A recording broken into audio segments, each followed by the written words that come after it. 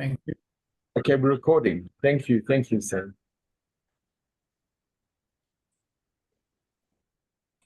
Should we wait another few minutes? What's going on? Yeah. We still scheduled to come. Did you get any apologies? I got no apologies. Nobody apologized. I'm just thinking who can waiting for Wayner maybe, and maybe Weiner. Usually Weiner comes in. normally comes. I don't know about Benji, Benji. I'm not sure. And Yeah, John Benji got also. Benji, John, you got a command earlier. I don't know. I don't know. Okay, listen, whoever comes. You know, recording as well, right? They can see the video as well. Can see the recording. Okay. Okay. So we will page to 13A2. And we last week we had the discussion how Yosef was brought to Israel to be buried, and all the honor that was given, that even the Bnei Esav, Bnei Ishmael, Bnei Keturah, the other going around who originally were coming to fight the Israelites when they saw the coffin of, sorry, it's not Joseph's death, talking about Jacob's death. When they saw the coffin of Jacob, then they turned and they also joined the mourners and to be mourning. And then we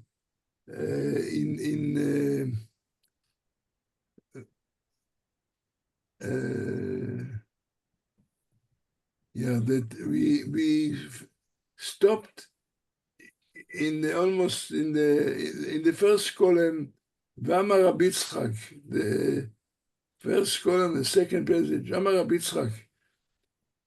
They're talking about the place. No, we need a little bit higher up. In the first column in the beginning. So when they saw the coffin of Yaakov, ויספדו שם הספד גדול וכבוד, and there they held a very great and imposing eulogy. Tana, the Braita taught, the eulogies were so intense, they included even horses and even monkeys. Now comes a little bit of excitement. כיוון שהגיעו למערת המכפלה, when the burial party reached the cave of Machpelah in Hebron,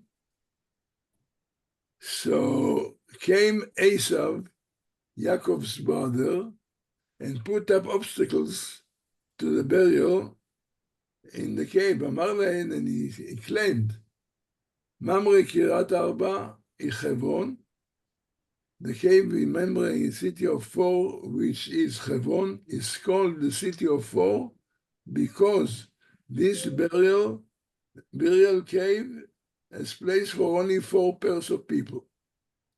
Who are the 4 pairs of people? He continued to say, Arba Zugot, Adam v'Chava, Avraham v'Sara, Yaakov v'Leah, or Yitzchak v'Rivka, Yaakov v'Leah. So, all very good. There is Adam and Sarah and Chava, Abraham and Sarah, Yitzchak and Rivka, Yaakov v'Leah. However, now comes the claim of Esav. Iu kavra leLeah b'nidei. There is only one space empty because we said there are 4 graves. Yaakov already buried Leah. There were only 2 spaces left after the last generation, So Yaakov buried Leah in the space that was rightfully his. That's fine. However, the one space remaining is mine. And you cannot bury Jacob there. So Esau said, now the remaining space belong to me. Amrulei, so the children of Yaakov, they replied to him, you sold it. You relinquished your right to be buried here when you sold your right of the firstborn to Jacob, our father, for a pot of lentils. Lentils, yeah. Amar lehu, so Esau answered, Neid is avini bechiruta. He said, granted, I sold the extra portion which I would have received as a firstborn. Agreed that as a firstborn, I was entitled to two. So the right of the firstborn, so one of the two I sold. But when did I ever sell the standard portion? I am not receiving the son. So therefore he said, the claim was, since Yitzchak had two sons, Yaakov and Esav, Yaakov used one space. Now the other space is for me when I die. They said to him, no, you did sell your standard portion, the cave of Machpelah, for Yaakov told us on his deathbed. And the Gemora continues to say, because when Yaakov died and he asked his brothers, his children, to bury him in Hebron, it's written, behold, I'm about to die in my grave, which I have acquired for myself in the land of Canaan. There you are to bury me. Now the word here, Asher Kariti, the simple meaning means the place that I Kariti means like I dug, but the Gemora said here, Kariti is a different verb. En kira ela lashon lechira. The word Asher Kariti means that the space that was that I acquired by a sale that Esav sold me. שכן, בקרחי הים קוראים, because the word קירה it means acquisition. In cities abroad, they would call it selling, but the term קירה. So this was now, have a little bit of imagination. There is now a big discussion or maybe quarrel. The coffin of Jacob is lying there to be buried, and Esav stops it. He continues to say to them, Avoli Garta, you claim that Yaakov bought this piece of the grave. Give me a letter to show the proof. Give me a document. Amrullah, they replied to him, yeah, we've got a document, but the letter is in Egypt. The letter was left in Egypt. We didn't know to expect somebody now to come and challenge this. And he says, he replied, and he said, he want to see it. They must show him the document. So they are now thought to themselves, who is going to Egypt to bring the letter from Egypt. Nazel Naphtali, let Naphtali, he should go, Dekalil Be'alta, for he swift as a hint, because it says in the Broches, Naphtali Ayala Shlucha, Naphtali is like a hint, it can run quickly. Tichtiv Naphtali Ayala Shlucha, it's written, Naphtali is a hint, and let loose. Amar Ababau, it says Imrei Shefer, the word Anoten Imrei Shefer, who delivers beautiful sayings. Now, what is Imrei Shefer? Amar Ababau, don't pronounce this Imrei Shefer, which means beautiful saying. Rather, call it Imrei Sefer. Rather, Imrei Sefer, the statement of a book which is talking about the letter of sale.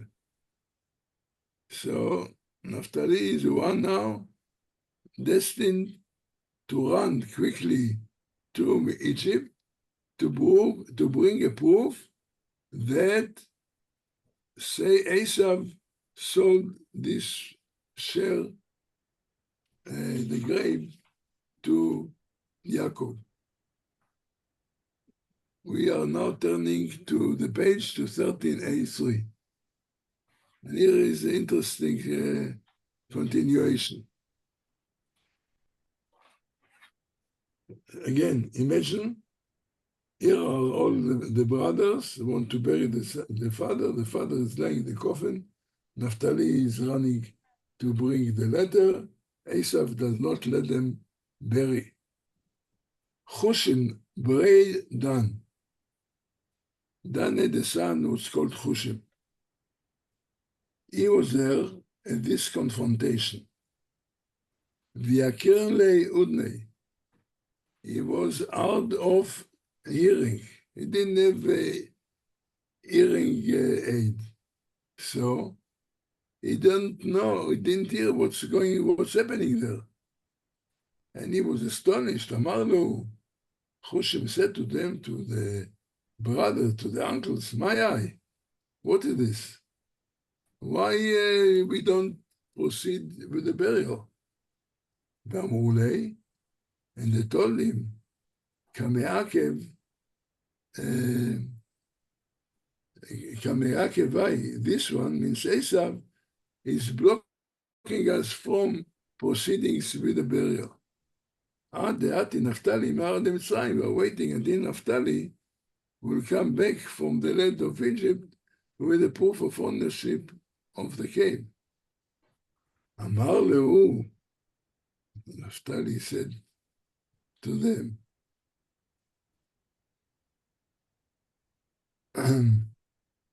עד דעתי נפתלי מארץ מצרים, אבי אבא מוטל בביזיון? Until Naphtali comes back from Egypt, my grandfather will be lying here in disgraceful. Shakal Kulfa, so Kushim took hold of a staff, Machya Reshe, and he hit Esav on his head, killing him. Natran Eine, Esav's eyes popped out when he was killed. Venaflu Akara de Yaakov, and fell on Jacob's feet. There is now a very unbelievable story. Patchinu Yaakov leinei ve'achiv. So Yaakov, the dead Yaakov, somehow opened his eyes and he smiled. V'ainu dichtiv. It's written, Yismach tzadik ki chaza nakam. The righteous one will rejoice when he sees vengeance. Pa'amav yirchatz b'dam l'resha. He shall bath his feet in the blood of the wicked man. So this was a story how they could proceed to the burial, and באותה שעה, the Gemora continued to say, at that time, נתקיימה נבואתה של רבקה. When Rivka, after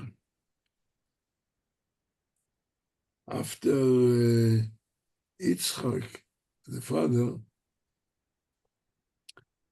gave his blessings, which Yaakov, so to speak, stole, and Esav got cross and he wanted to kill Yaakov for it, and she, Rivka, the mother, advised Yaakov to run away, because she said, run away, why should I be bereaved of both of you on the same day? This is what, as it's written. So in other words, said the Gemora, on that day of the burial of Yaakov, the prophecy, so to speak, of Rivka was came as a reality, was fulfilled. ואף על גב דמיתתם לא ביום אחד אבל, although she was talking about why should I, both of you, lose one day. So although their deaths were not one day, but קבורתם נהיה ביום אחד אבל. But the burial was in one day. So here I want to share with you what I heard many years when I was a student. I heard from the Rosh Yeshiva of Mir, Reb Chaim Shmulevitz. He said, I can't understand. Here comes Esav, and he's got all claim, and the brothers seem to be stunned, and they don't know what to do. Who is the one that took action? And Naphtali. What happened to all the brothers? The brothers were just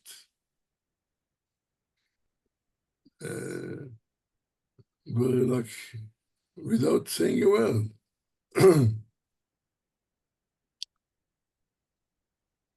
Sverre Rav Shmulevitz, there is something here why the Gemora has to tell us that Naphtali was hard of hearing.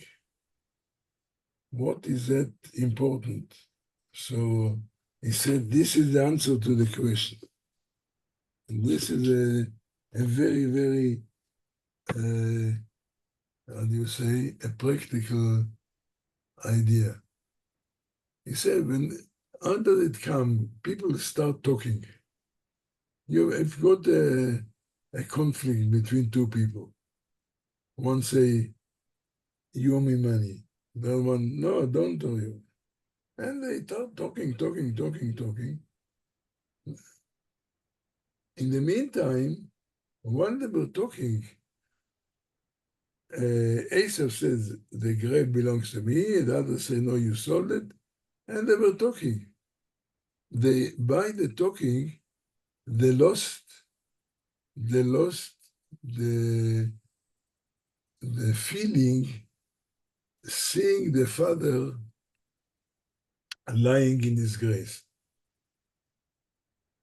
Naphtali, because he was out of hearing, he was completely unaware of what was taking place.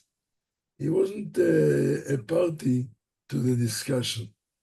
To him, he only saw, he didn't hear what they're talking about. He only saw the shock to see the grandfather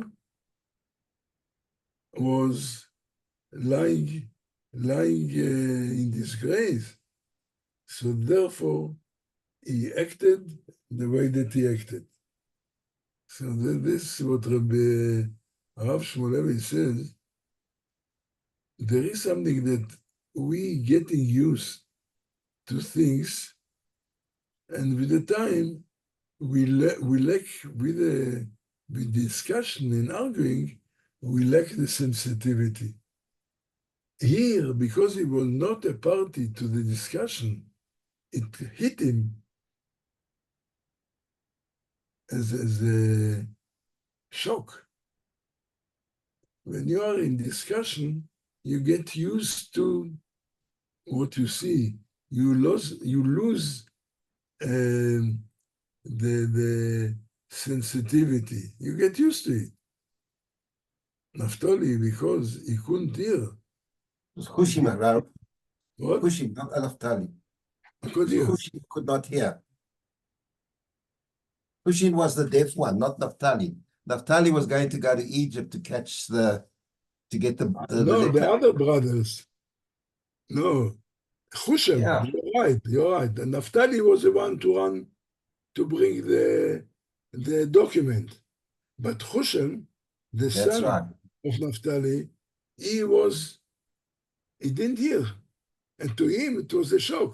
He said, well, we are going to wait until they bring a document. And he went and acted. So Reb Chaim Shmulevitz said, we must realize not to when we see something which can shock us, we must not get used to make peace with what we see, because we are losing the feelings and the sensitivity. Rav, can I ask you a question then on this this action? Because are you justifying the killing of another human being? Was he justified? He acted as judge and executioner at the same time without understanding. Now, that to me is a problem. Yes, he didn't understand, but you don't go and kill another human being because you see your grandfather. Yes, he can be upset, etc., etc. But what gives him the right? You know, we can talk about Pinchas doing what he did, but on the other hand, we can't justify this completely. There's got to be an element in which we say, look, I agree with what you're saying, but I don't think the point is, without going to, I'm not judging, was he right or wrong? What I only want to take out to fulfill, as a human being, many times, look, let me give you an example. I was told that I think my late father told me when people came from Europe, the Frum people, Hasidim, whatever, when they were first Shabbos in Tel Aviv, and they saw cars are running in Tel Aviv on Shabbos, I said, there people just fainted. It hit them that they couldn't expect that this can happen. This is something that hit their feeling. I'm not saying now, did he act correctly or not? I'm not to judge, and God will judge, was he right or wrong? But I'm only saying that we must be aware that certain things not to get used to. When you get used to, then you miss the feeling, the emotion. yeah, And this has got a lot of how do you say, practical things that happen to us one day. Well, with the time, you get used to things and so on. Look, even now, when I'm thinking about the war in Egypt, in Gaza, the first day when you heard what happened in the 7th of October, 1,200 people were killed. Shock. Or if you see about the Holocaust, when you hear the first time, shock. With the time, you get used to it, and your mind just makes a piece of it. I think this is what Rabbi Chaim Shmulevitz wanted to draw. How easy for a person to get used to a situation which, when it comes as a shock in the beginning, but when you get used to it, you lose the feeling. Do you understand what I'm saying? Rob, can I just say something? I was in Haifa, near Haifa, on Tuesday, and you don't have Waze and you don't have Google Maps. There's no GPS. And I had to find a survivor to go to his home. And I didn't know how I'm going to get there. And I asked people for directions. And I said, how do you live without the GPS, without Waze and without Google Maps?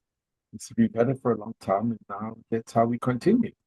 So you do get used to it. I found it, I couldn't believe it that there's no. You were shocked, but very shocked. Yeah, it's exactly. I saw this on Tuesday, on Tuesday. Yeah, I'm saying this is really the message. Not the question. Not Ruben asked, can you justify or not? For me, I'm not sitting in judgment here. I'm just want to see what can we get or learn from this story. And I thought it's a very valuable point. Anyhow, let's continue.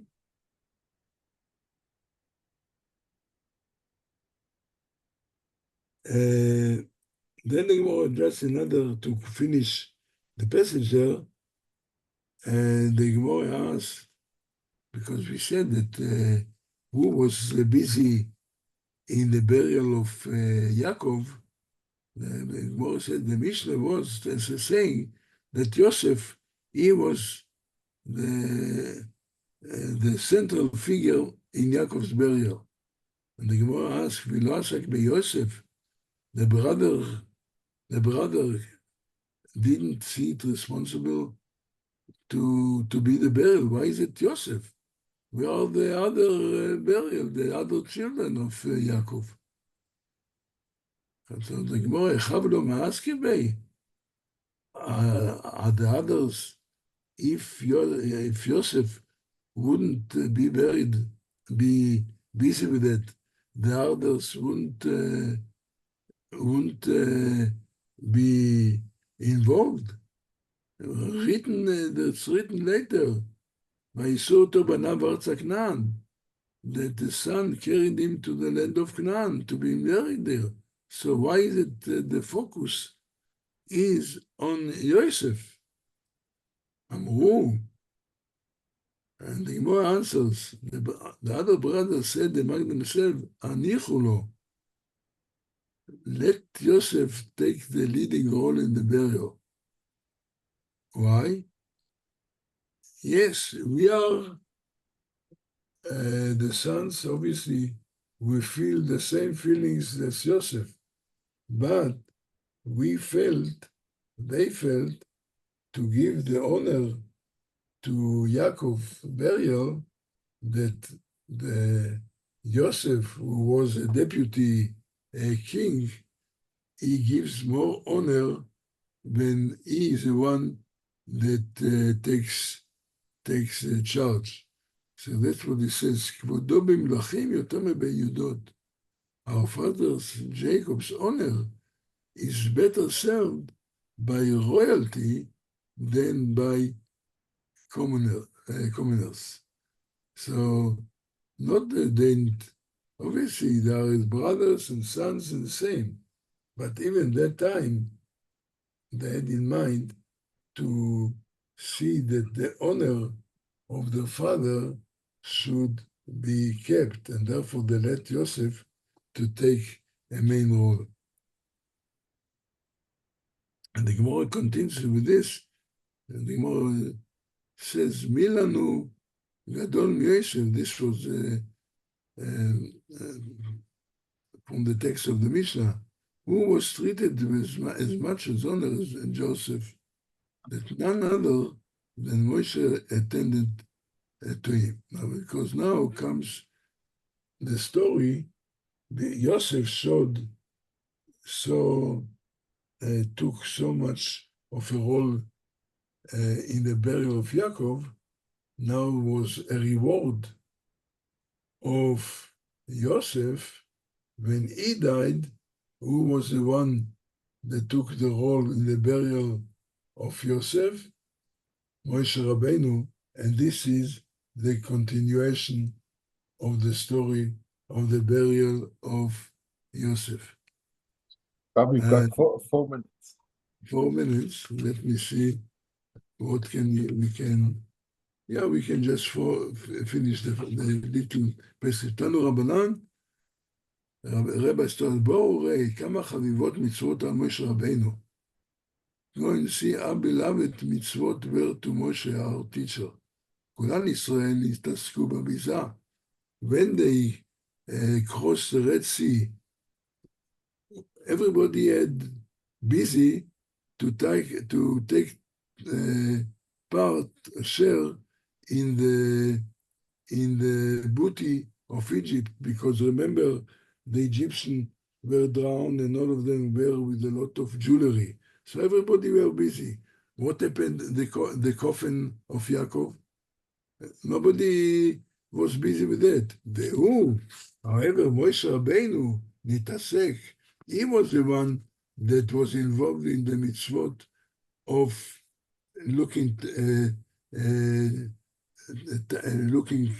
the duty to be busy with the coffin of Jacob. And Chacham Levi, the wise heard will size mitzvahs, etc.